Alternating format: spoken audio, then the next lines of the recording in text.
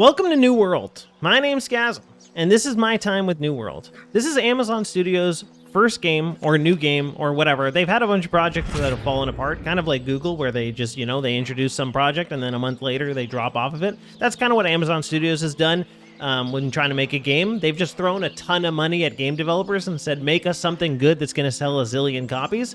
But without actually having a plan in place on how to make a good game, they just think money is the solution. Classic Jeff Bezos. So when you have something like that, it usually falls apart because it's garbage. But in this case, it's not. They've got a game that's actually good, and they got a game that's actually fun to play. New World is an incredible MMO, and I am having an absolute blast playing it. And I've been playing it 100% solo, and that's also not something that a lot of people do when they play MMOs. They play with a friend, they play with a guild, they play with a raid party, they got all sorts of stuff going on that they don't have to do the slow grind of leveling by themselves. But you know what? I have been, and I've been having a freaking blast. As you can tell, my sword is invisible. That's one of the glitches that's currently present in the game, but that's kind of it. There's not a lot of glitches in this game, and that's actually surprising for a brand new MMO.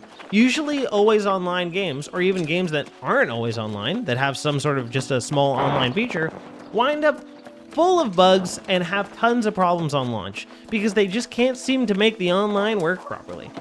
Amazon Studios hasn't had that problem, which is surprising, because the beta actually ran like garbage, especially on like my PC, which is a really fucking beefy PC, but for some reason that just couldn't handle it, and now all of a sudden they delayed the game by a month and worked on it a little bit more, and we've come up with this freaking game that's fantastic and seems to have almost no issues other than having an insanely long queue time to get in, but that's only because the game is so popular. Other than the queue time, the game runs incredibly, it looks incredible, it's so fun. Like, it's just so fun, and I highly recommend it to anybody looking to play an MMO, or anybody to play anything, really. This is just a game that you can have a freaking good time with, and especially me, like, where I usually play MMOs with a friend, because I don't like, sometimes the leveling can just get a little bit boring, especially when you're not doing too much, but man, they really made it, like, somehow they're able to just lock it in, and they made it so good. Like, they've really nailed the experience of an MMO in this. And not even just an MMO, just like an action RPG almost. The combat feels good.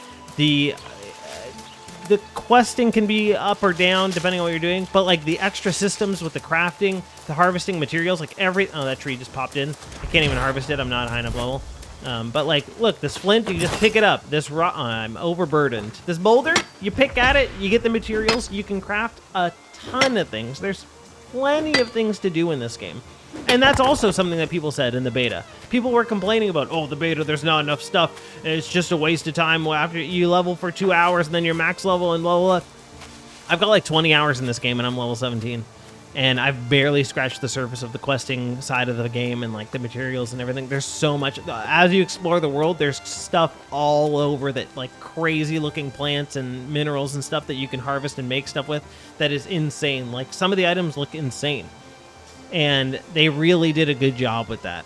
Like, they made this game have tons of layers of possible things to do. You can fish, you can get different bait, you can go hunting, you can do different crafting, you can do dungeons, there's raids, there's wars, you can literally have factions, all these different colors, the green, the purple, the yellow, these are different factions, and they have wars with each other where they can kill each other. And I'm on green team, and the green team, we're going to war with First Light tonight. There's gonna be a war. Oh, where'd the war go? It disappeared. There was a war call here. There it is. Pleb Team versus PAX. Pleb Team run by Moon. The best streamer ever. And we're going to destroy PAX. And we're going to take over this whole area. And we're going to turn it green team. Because we're the green team. And like, that's something that this game has. A massive open world PvP. You can enable PvP at any time. Well, from when you're in a city, you can enable PvP. And you come out and you could destroy anybody who's not on your team. And it just makes it, like, exciting. It makes going out into the wild feel dangerous more than it already does when you're encountering 100 lynxes in a row or 100 wolves, which gets a little boring. But even then, the little boring things, you overcome it so quickly because the game is just good and it's fun. So even the slow, boring events or like the fetch quests don't feel as boring as they should. I mean, even this guy, somebody in the chat just said, like, trying to get to level 30 because he's bored of doing the same faction quest. But like, it's probably because he's done it a ton of times, maybe. But even then, like, they just make the experience, the gameplay loop is just so good. And who would have thought that Amazon Studios would know how to nail that? That's Jeff Bezos money for you. Jeff Bezos.